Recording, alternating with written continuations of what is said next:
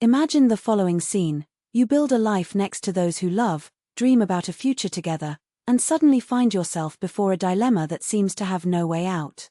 This is the real story of a woman who discovered, at the fragile time of life, that the true test of a marriage is not the external crises, but the battles that arise indoors. It all started like a modern fairy tale. Vasilika met Daniel at the university, that kind of love at first glance that seems out of film. He, an engineer full of dreams, she, a IT professional with a rising career. They got married right after graduation, and for a while, life smiled at them. Of course, there were the small signs. The mother-in-law, Larka, already showed that it would not be one of those who are on the sidelines. He criticized his wedding dress, insisted on inviting half a city to the wedding, justifying that it was his right as the groom's mother. Daniel, always understanding, asked for patience. She created me alone, has to understand. But what was a punctual discomfort became a constant invasion. After the marriage, Larika started to act as if the couple's house were an extension of hers. It appeared without warning, rearranged the furniture because it was more beautiful. He taught Vasilika how to cook the right way and still made acid comments about the slippers that her daughter-in-law wore at home. Every time Vasilika complained, Daniel promised to talk to her mother. But conversations never changed anything. When Vasilika became pregnant, the situation climbed. Larika became a kind of baby manager. She made endless lists of essential items, chose cart, cradle, and even wanted to baptize her grandson with the name she had chosen. Vasilika swallows dry, attributing everything to excess love for the family. Until the bomb broke out, Daniel lost his job just when she entered the maternity leave, with a salary of $4,000 that barely gave to the basic accounts. While Vasilika was divided between the care of the newborn ego and the anguish of seeing the money is over, Daniel seemed paralyzed. He sent resumes without enthusiasm, spent hours on the couch or his mother's house, venting about the difficulties of life. Larika, of course, fed this victim. His wife does not support you as it should, he repeated, while criticizing Vasilika for not knowing how to save, ironically, earning his $1,800 as a clerk. The fuse came 3 months after the birth of Ego. Vasilika needed to buy a winter and diapers for his son, but the money didn't give. That's when Larika arrived with a generous proposal. You get $4,000 a month, don't you? Vasilika almost dropped from the arms. We could barely pay the bills. He tried to argue. But you have choices, said the mother-in-law, as if buying diapers for her grandson was a whim. I created Daniel alone, spent everything with him. Now it's your turn to repay. The absurdity of the situation left Vasilika without words. The benefit she received was not a salary, it was a help for the baby, the Larika grandson himself. But the mother-in-law seemed to see only what she is in. Child does not need so much. Breast milk is free, and diaper can wash. When Vasilika insisted that Daniel should get a job, heard in response, speaking is easy. You don't know how difficult the market is. As if she, who supported the house alone, did not know what was difficult. The worst was yet to come. Arriving home, Daniel was immediately manipulated by his mother, who painted Vasilika like an insensitive selfish. She doesn't want to help her husband's family. He wimped Larika. And Daniel, instead of defending his wife who carries the weight of the house on his back, mumbled, maybe we can give $500. Vasilika looked at him as if he didn't recognize him. Our son needs this din. Hero.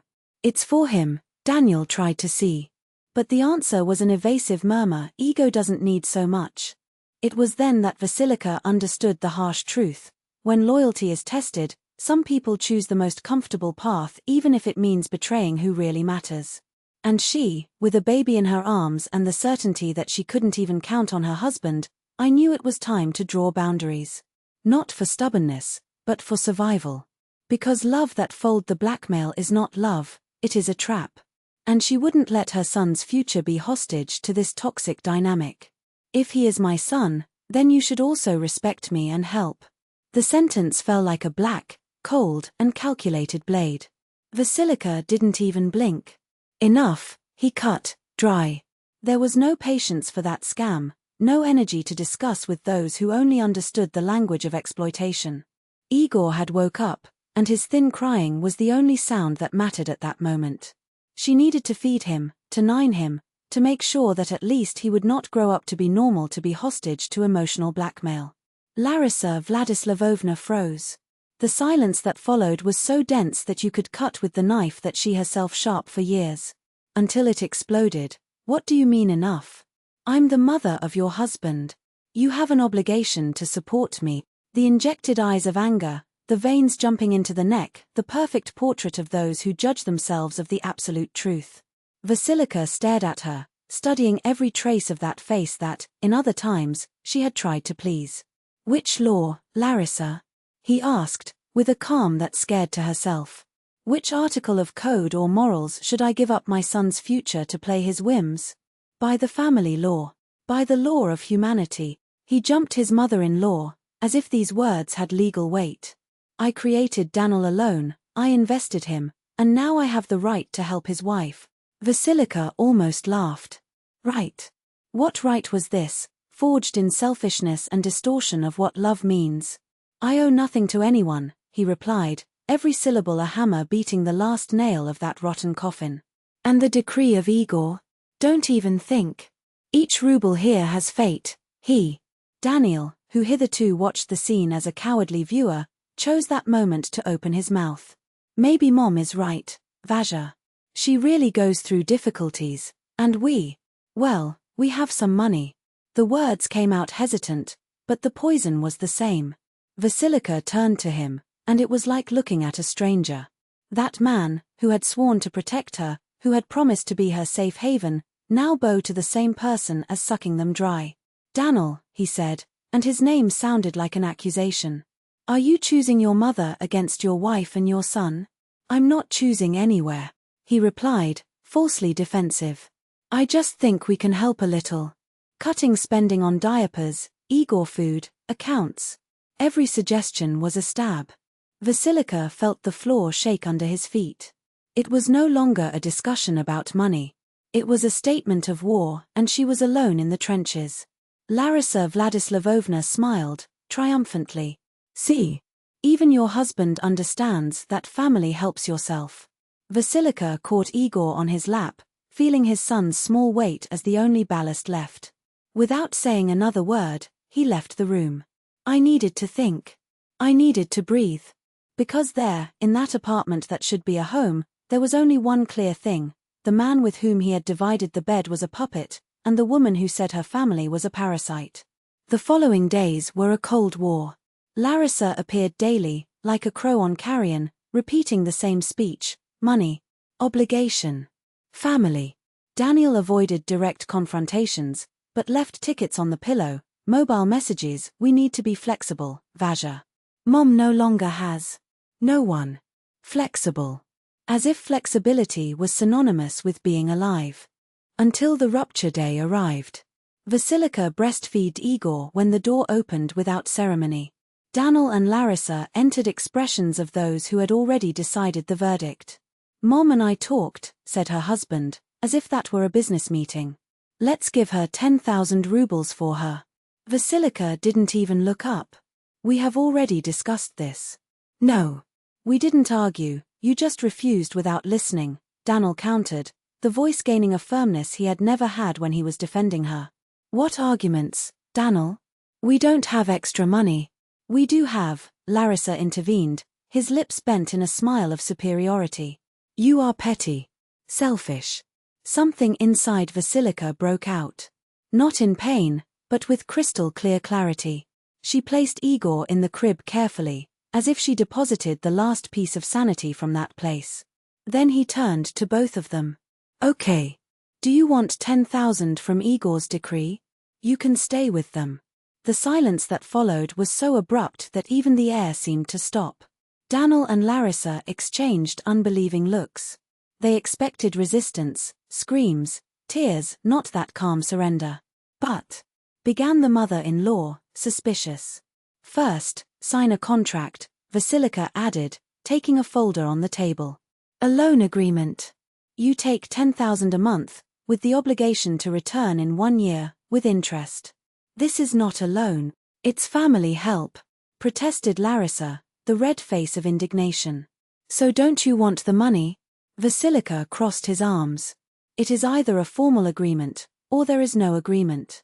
Daniel tried to intervene, babbling something about confidence between relatives, but she didn't give in. Or sign, or the door is there. In the end, greed spoke louder than pride. Larissa scribbled her name with anger, Daniel signed as a guarantor. The first 3 months were hell. Vasilika delivered the 10,000 as if they ripped pieces of their own skin, while Igor wore generic brand diapers and she told each grain of rice. Daniel was unemployed because it was easier to live at the expense of women than to face reality. But Vasilika was not the kind that drowns in silence. While they celebrate her victory, she acted. Sought a lawyer. Entered with divorce. And, like a icing on the cake, sued the two, Daniel for alimony, Larissa for the return of the loan with interest. Judicial notification arrived as a bomb. Daniel ran home in panic, sweating desperation. Vaja, what are you doing? We are a family. She looked at him as she tidied Igor's backpack to the daycare. We were. Until you choose which dietary side, your mother's or your son's. But we came to a deal. We help Mom, and give you. Vasilika opened the refrigerator. 3 yogurts winning, a box of cereal. Give it, Daniel. You can survive. But I won't go anymore. The first crisis was enough to prove that some promises are made to be broken. Vasilika remembered well of the gift he had done in his own marriage, with the erected cup and firm voice. May every woman remember, money from maternity leave is her son and her. No one, not even under the disguise of family debt, has the right to demand a penny. The guests applauded, thrilled, while she smiled, already knowing that that would be the last act of marital illusion. The divorce was not a defeat, it was the liberation that saved her and the life of emotional blackmail and unresolved accounts. Daniel never married. He strictly fulfilled the pension, took his son on weekends and even bought expensive toys, as if those present could fill the void of a paternity in half. But the women who crossed their way did not take long to realize, behind the responsible man's facade was hidden an eternal girl. Oh, hostage to the whims of a mother who had raised him to be his shield, not his son. One after another, they left, leaving him alone with his apologies and the same question without answer. Why no one loves me like her? Larissa Vladislavovna aged between 4 walls, bitter. The grandson, who had almost had his powder milk negotiated by his light bills, now barely recognized her in rare meetings. Vasilika never banned visits, it only made it clear that it would not be an accomplice of a forced relationship. Igor, in turn, did not miss his grandmother who, in his first year of life, had looked at his dirty and calculated diaper how much he would cost him. Sometimes, in the supermarket corridors, the trolleys of Vasilika and Larissa crossed.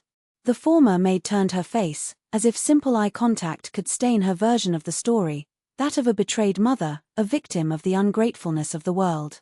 Meanwhile, Vasilika flourished.